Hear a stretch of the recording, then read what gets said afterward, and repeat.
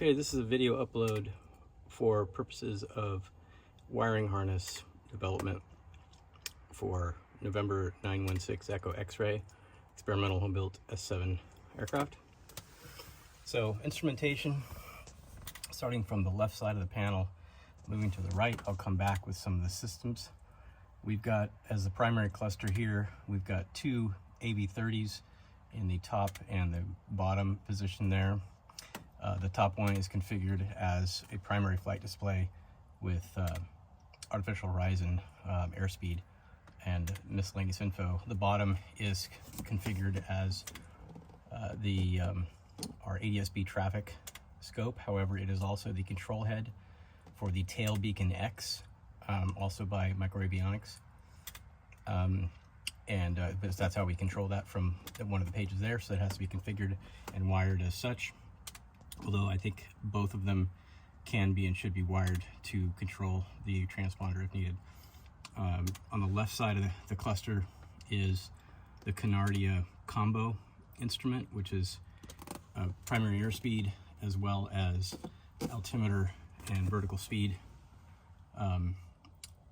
It is connected via CAN bus network to the other Canardia instruments, including the Canardia Joyu control stick, giving us dim and page capabilities for some of the other instruments. Going back to the panel on the left side here, we'll see the the CAN bus keypad there, the 4-button Blink Marine keypad, which is connected on CAN bus to the Hardwire Electronics PDM15, which we have mounted underneath, it's hard to see, underneath the instrument panel up on the firewall. Both of the 4-button keypads are connected to the PDM15, and the functions are as current. We have avionics master upper left, the ECU upper right, the fuel pump 1 lower left, and fuel pump 2 lower left. The reason these are clustered this way is just to ensure that we have a dedicated output for ECU and the 2 fuel pumps. We then have a combined output, sorry, not a combined output. We have multiple outputs being controlled by the avionics master there. In the future, I would change this to essential avionics grouped with the ECU, things that we're just always going to have the need for if we have, let's say we need to pare down to a minimum amount of instrumentation for maybe battery purposes, and then the avionics switch will be everything else. We may configure that differently based on the button state, because we have 3 states per button, and so we can turn off maybe or on some different outputs depending on maybe the emergency situation that we have, or some other factor like just general load shedding or management. We've got a turnkey from a Honda Fortrax, I think 400. Just a simple master switch that energizes our Aegis master relay or master contactor. And I'll add the name of that to the sheet that I upload as well. Our 2 ignition switches for the electronic ignition for the airplane, and then the starter switch, which is a simple push button, and the switch will light up red when it's depressed. It's not lit when it's not. I'm also adding to this switch, to this panel, a small green LED that indicates that the master contactor is in fact energized or latched or closed and ready for startup of the other instrumentation. In the center stack, we have our GPS, our portable GPS, the Garmin Era 760, the Garmin G200B, GTR 200B, the Bluetooth version, and then we have the switches mounted for our Level Aviation autopilot, which includes the switch for turning off or on the servos, the switch for battery backup, and the autopilot disconnect. I'd like to try to figure out how to put the autopilot disconnect on the Joyou switch. We do have an auxiliary function there, but I think that may have to be used for the flip-flop function on the radio. That's to be determined. Up on here on the panel, on the top of the cluster, we have our Canardia MSIS, the 80mm round. That is our primary engine instrument. I may be changing that to a different one because there's some issue we have with this one but we'll figure that out later. For now, that's what we'll plan. It also includes the behind the instrument panel, we have the Boxy, I believe it's called, and that is the brain that goes with the Joyou flight stick, control stick, as well as the, I'm not going to remember the name of it. It's the engine data sensor brain or input for all the EGT, CHT, and various sensor inputs. That's mounted on the firewall. We have the MGL Avionics Blaze. I think it's the FF5. It's the full-size engine. I'm sorry. Engine fuel flow instrument, and that is connected currently directly to the Edge Performance ECU for the 912 SDI.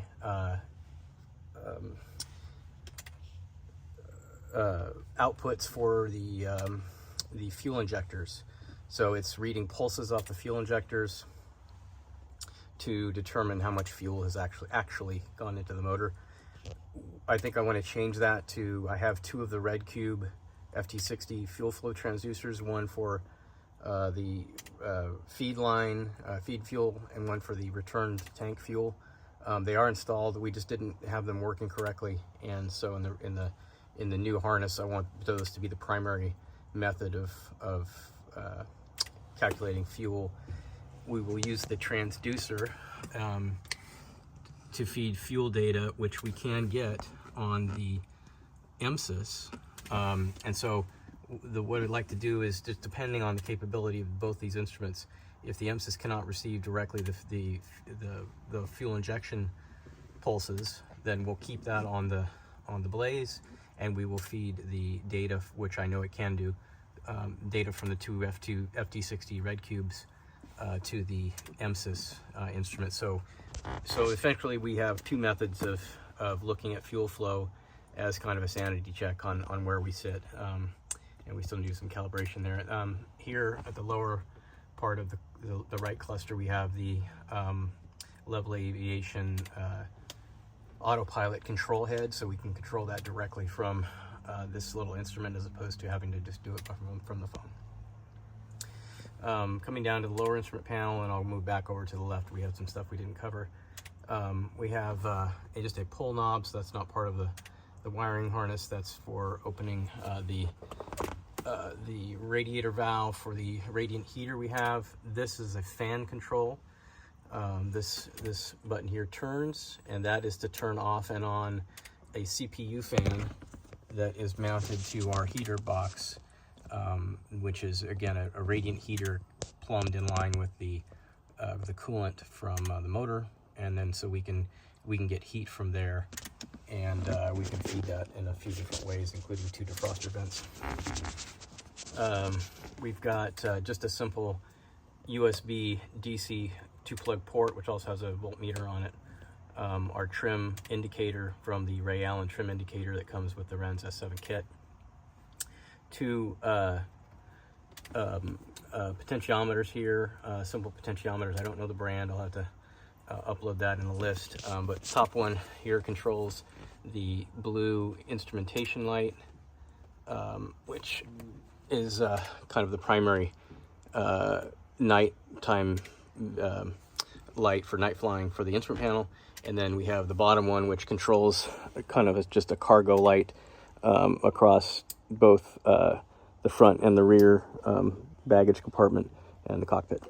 It also controls some under panel lights. We have a set of under panel LED strips. I think there's two under there, and there is an LED strip light that sits behind the access panel, behind the instrument panel, so we can actually work back there without having to have a light handy.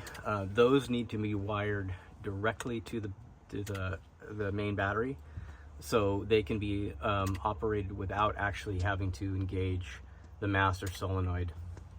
And that's just simply for convenience, so we don't need to turn on or energize anything else other than those two lights for us to just, you know, kind of get around the cockpit and if it's dark like it is right now. We also then have the Artex ELT remote little control head, so we can run a test or activate it directly from here. It is then wired back to the tail.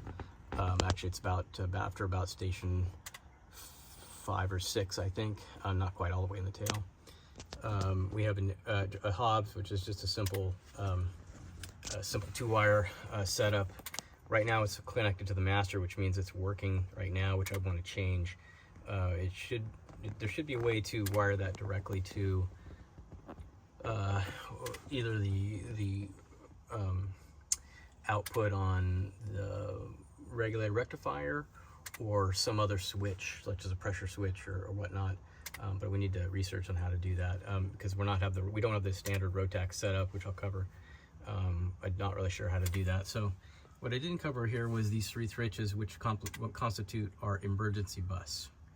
So in this plane, we wanted an emergency bus, and the purpose of that is it does not rely on the PDM-15 by the Hardwire Electronics to operate any of the essential functions. So this switch here, which is effectively a master, it is both the master switch as well as the key switch. So it's a bit of a hidden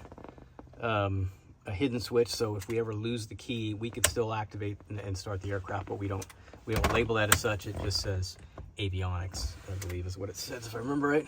Can't remember now. Yeah, it says just avionics. So the idea is that just, you know, starts our avionics. But it is a dual pole, single throw switch. So it both energizes the master solenoid as well as enables the ignition. And then we have the 2 switches here, which is just ECU, and then the 2 fuel pumps. So the fuel pumps work on a dual pole, dual throw. So fuel pump 1 is up, both off at the middle, and then fuel pump 2 is down below. And so we would just operate one or the other there, which is what is recommended from Edge. Anyway, I believe that covers all of the instrument panel. Just some words on the motor. So it's a 912 STI by Edge Performance. It's their Gen 1, not the Gen 2. So we have their ECU and all of its related connections, and wiring harnesses are freely available online to make any connections there, like for the fuel flow and whatnot. But mostly they are plug and play with the rest of the with the engine itself. So not too much to do there. We obviously have the the oil pressure transducer, fuel pressure transducer, oil temperature transducer, CHT transducers, EGT transducers, and then a CHT type probe for airbox temperature, which is just the turbo inlet temperature that need to go into the IMSIS instrument there. We also have behind the panels a few things, antennas for some of the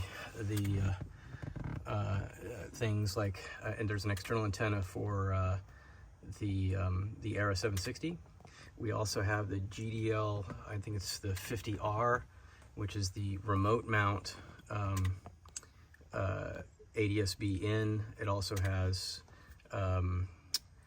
some other functions that can be utilized. And so I have a wiring harness that was done for some of the AV30s, the Garmin instrumentation, and the Artex and some of those other things that I will upload. Is that we're going to have that harness is already done. So we're just really incorporating the rest of the instrumentation and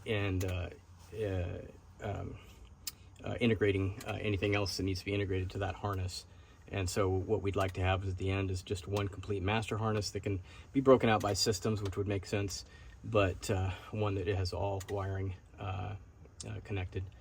There are obviously some other connections we have with the Garmin. It is meant to feed a serial data cable, either it or through the GDL50R. I'm not sure which can do that, but how many serial connections that we can make, but we want flight plan data, which is primarily our flight plans are going to be run in the Garmin, probably done in ForeFlight and then uploaded to the Garmin for flight. And then we want to be able to utilize the lower AV30 as an HSI for, let's see, what do we have that? Yeah, so I gotta change that. So we want to be able to use the lower AV30 sometimes as an HSI or CDI, which will have flight plan data, but it needs to get that from the Garmin. And currently we have not been able to get that to work. So not sure why that is. And the Garmin was replaced because of a battery issue, so it hasn't worked with either. We also need to feed the Level Aviation autopilot with that flight plan information, so we can fly a flight plan using the Level autopilot, and it will follow that flight plan. A few other things that we have behind the instrument panel that worth noting. I plan on using the Aegis bus bar style breakout boxes, so they're available in a number of configurations, and we might change those depending on the system. But it's essentially a 12-pin Deutsch style breakout. So you have a single, I think it's an M6 lug, which then breaks out into 12 outputs or inputs, and that can be a primary ground return. It could be a primary or a system level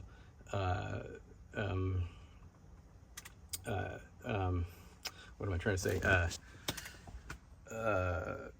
A power distribution for, say, lights, which could all come from that same lug. But the idea is to get rid of this complex and messy wiring that goes to an open, just tabbed bus bar, and really have those breakout boxes located strategically to minimize a lot of the wire runs. So we're just running a single, say maybe a 12 gauge or 10 gauge wire that is providing that system and with power or ground, and then make a much cleaner wiring situation overall. We do also have, didn't go over, on the second Canon keypad for the PDM 15, we've got on the upper left is our strobe light, and that's just a single press there. So one state. We've got our position light, which is single state, single press. We've got a landing light, which has, we've actually got two landing lights, or four landing lights, two on the left, two on the right, and what that does is a single press puts them on solid. We can see that it's on, and then we press it a second time, and the button goes orange, and then we have a wing wag. So that's a math function that's put into the PDM15. Will have to be in the configuration file. We have then the last button is meant to be the button that will activate a secondary fuel map in the Edge Performance ECU. However, we use a solid state relay that is just really pulling that to ground. There's a single wire that pulls to ground, or a switch that pulls to ground, and activates a second map. We have not been able to get that to work. I think that's just hooked up incorrectly, but the plan would be to still use that for that purpose, so we can have, say, a high performance or high performance fuel map, which gives us a bit more boost in the turbo. Just manipulating the wastegate and the turbo to give us maximum boost. Let's say 42 inches on takeoff, and then it reduces that kind of reduces the second map would then reduce the boost a little bit, maybe run a little bit less aggressive on the engine, maybe an economy setting or something like that, where we're still running as lean as is practical and safe, but maybe we can save some fuel and just be nicer on the engine or a little bit less stressful on the engine. So it's like one might be for takeoff or it's a competition, and the other is for just a general, you know, everyday cruise or in transit cruise. Just going back down the cockpit here, we've mentioned the Joyou, which handles our trim tab. It handles the dimming automatically. It's a native function, so dimming of the Canardia instruments there. We have a push-to-talk switch for the radio. When we have a switch that is not used, actually two switches, not one's for pages. We can go, oh sorry, here. We go through the pages of the MSIS, we can see there, and that's a native function. But there are, I think, two other buttons. One we can use, there's an auxiliary input, and I had wanted to use it as the flip-flop function on the Garmin radio, but I didn't seem to be able to get that to work. So we need to check how that should be wired and figure that out. I'd like to have like a flip-flop is something I want to have. I'd also like to have maybe a page function. Sorry, not a page function, but I can't remember what I wanted to do now. There was some other function I wanted to, we'll have to come back to that. We also have these small USB ports that are wired down to, there's two of them per side, or per seat, for one the passenger, one for the pilot. And there's two they're desk covered. I have these already, don't need to buy them. They were off Amazon, but they have a small desk cover that goes over them, and kind of keeps them really close down to where your phone charger can be. And then we have the headset inputs here, plugs here, with also a music input, which is off the harness that we already have built that we'll be integrating to.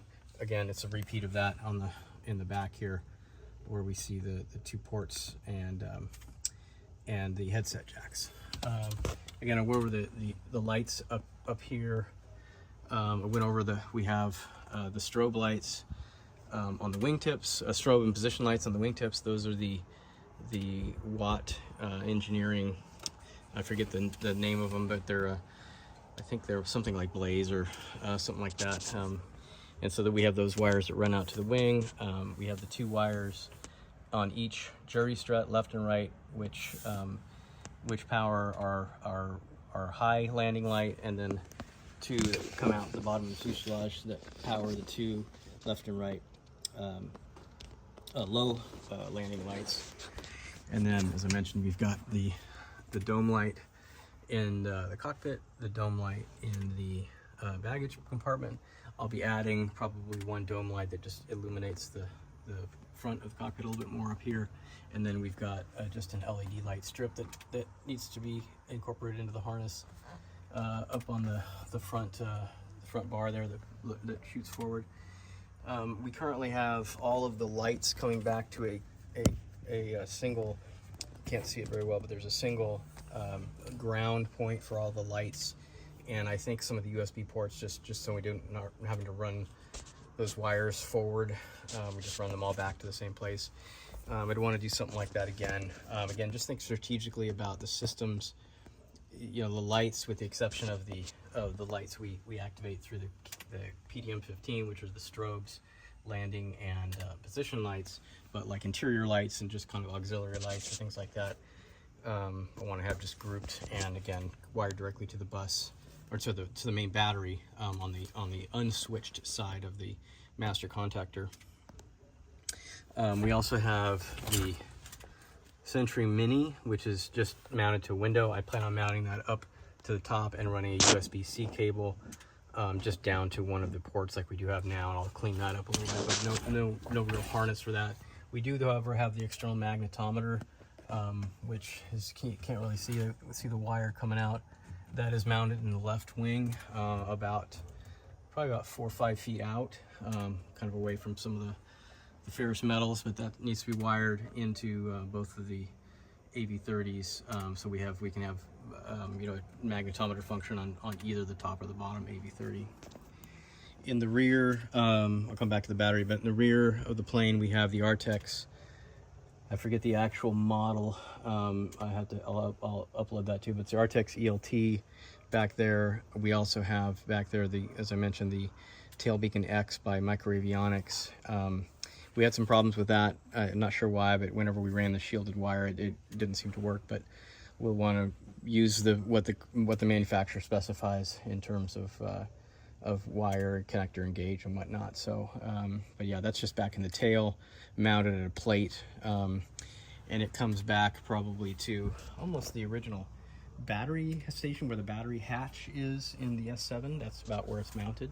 So just looking at the relative distances we have for that. Anything that's running from the engine runs back into this center. We have an access hatch up here. You can kind of see there, which comes off, and then we can work behind the instrument panel as needed.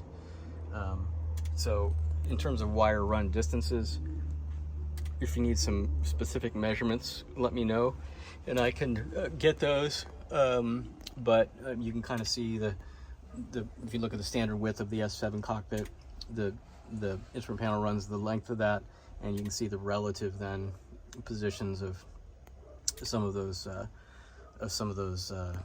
systems or units, including switches and whatnot. We will have also up mounted behind the instrument panel is the ECU for the Edge motor. Again, I mentioned the PDM, which is on the firewall, PDM 15, and we want to maximize also the use of that PDM 15. So I know it probably can do some more things in terms of maybe safety for the engine. Like, for instance, I'd like to be able to have that if the PDM, which is the output controls it, is providing the DC outlet for the power outlet for the fuel pumps, that if it recognizes a certain condition within one fuel pump, let's say maybe an over amperage, or some sort of condition that doesn't look right, or under amperage, something like that, that will automatically shut down that fuel pump and activate the second fuel pump without any user interaction. It's done that automatically, and it would do so before you would lose power. So it's going to recognize that. What it could do is start the second fuel pump if it recognizes a certain condition that would indicate that we might have an impending fuel pump failure or issue, and it would start the second fuel pump before the first fuel pump is allowed to quit or travel outside of its working parameters from the manufacturer for the fuel pumps used by Edge motor 912 STI. So we'd like to do that, and then also any other safety features that we can have with that, with the PDM 15, just in terms of how it sheds electrical loads, to be easier on the various systems or whatnot. I'd also like to take this emergency bus, which right now what it does is let's say for the output out of the PDM for the fuel pump, all it happens is connected to that output are actually two wires coming out of like the fuel pump output. And I forget, I have to upload the output table that I have and what outputs we have assigned. But it just has a pigtail essentially of two wires that come out of that single output, one going to the emergency bus, one going to the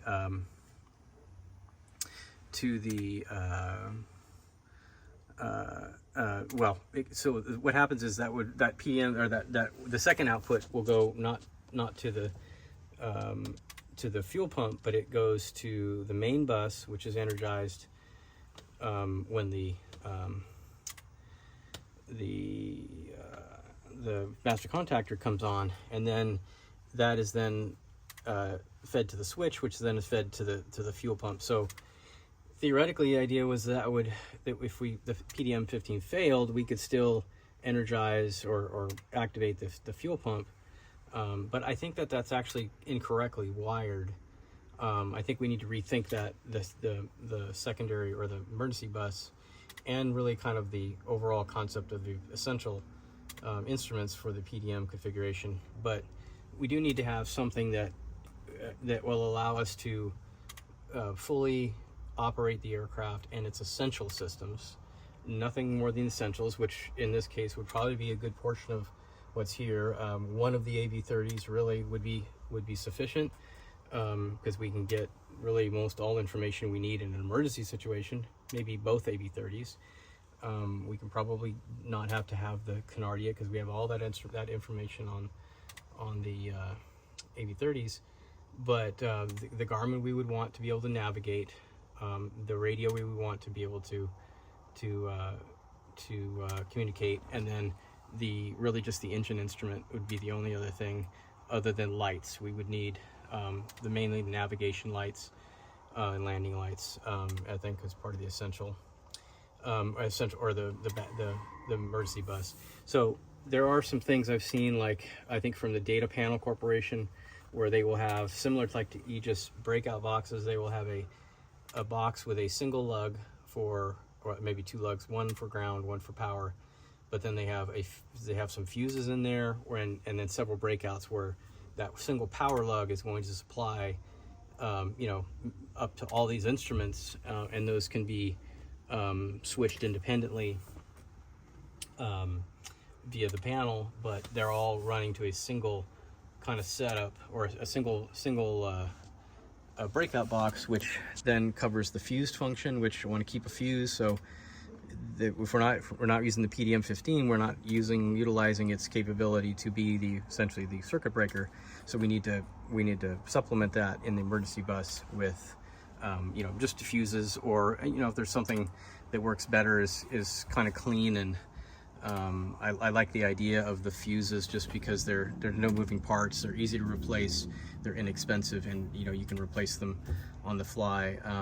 Although I have seen some circuit breakers, and in fact, by the time we do this harness, we'll have mounted here, somewhere here will be this is back at the passenger seat. We have right now our Ionix lithium iron phosphate battery mounted on its side. That will then go to the Aegis. I don't know the number, but it's an Aegis combination. It can be either a manual with a switch, a manual master contactor, or battery isolator, however you want to look at it. But it also has it can work in a relay mode, so we have a switch. It's run to the key up there, and so by activating the key, we can energize that as our master contactor, and that energizes the main bus, which the main bus in this case is pretty much the PDM-15.